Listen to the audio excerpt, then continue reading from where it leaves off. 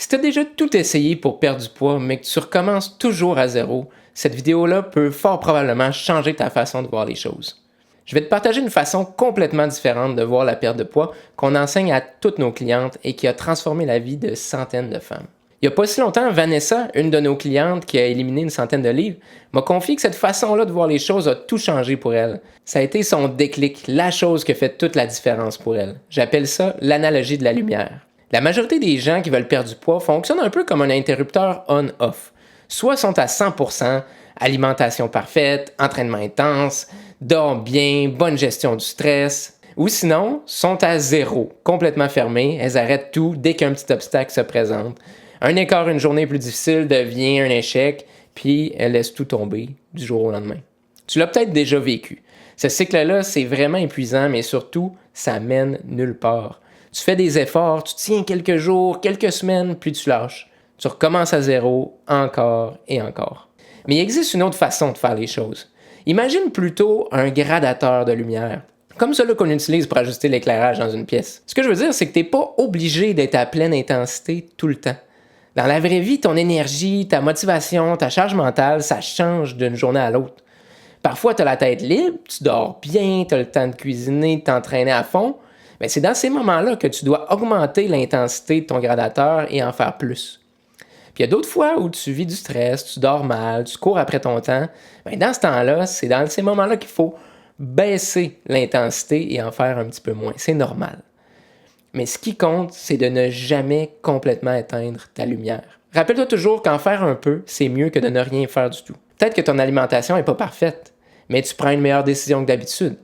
Peut-être que tu n'as pas 60 minutes pour t'entraîner, mais tu prends 15 minutes pour bouger quand même. Tu avances, même si c'est tranquillement. Revenons à Vanessa que je te parlais tantôt. Avant qu'on travaille ensemble, elle avait déjà vu des nutritionnistes puis d'autres spécialistes, mais elle restait toujours coincée dans cette espèce de logique de tout ou rien, on-off. Elle faisait tout parfaitement pendant un certain temps, puis elle abandonnait. Fait que le résultat, c'est quoi? Ben, elle repartait toujours à zéro. Elle n'avançait pas. Quand il a expliqué l'idée du gradateur, elle a compris qu'elle n'avait pas besoin d'être parfaite, qu'elle avait le droit de ralentir. Puis c'est ce changement de mentalité-là qui lui a permis de continuer, même dans les moments les plus difficiles, et c'est comme ça qu'elle a ultimement éliminé 100 livres. Pas en étant parfaite, mais en étant constante. Pour ceux qui ne savent pas, moi je suis aussi un coureur d'ultra. C'est des courses en montagne de 50, 100, parfois même 350 km. Puis je vois un gros parallèle avec la perte de poids. C'est-à-dire que dans une course de 350 km, la seule façon d'atteindre notre objectif, qui est la ligne d'arrivée, c'est d'avancer un pas à la fois. Puis il y a des moments où ça va super bien, on court vite, on a de l'énergie, ça va bien. Puis il y a d'autres moments où on est fatigué, ça avance moins bien, peut-être qu'il faut monter une super grosse montagne à pic, on doit ralentir, etc. Mais on continue d'avancer, peu importe. C'est pas en arrêtant qu'on atteint la ligne d'arrivée, c'est en avançant, peu importe la vitesse, puis c'est la même chose pour ta perte de poids. Fait qu'à partir du moment que tu comprends ça, c'est plus une question de si tu vas atteindre ton objectif, c'est une question de quand tu vas l'atteindre. Donc concrètement, voici ce que je te conseille. 1. Ajuste ton niveau d'effort selon ta réalité du moment.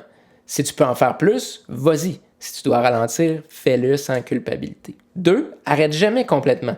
Même une petite action vaut mieux que rien du tout. Et numéro 3, garde ta lumière allumée, peu importe son intensité. C'est comme ça qu'on obtient des résultats durables. Si notre façon de voir les choses te parle, abonne-toi à notre chaîne pour d'autres conseils simples, humains et efficaces qui vont t'aider à transformer tes habitudes et ta vie. À bientôt.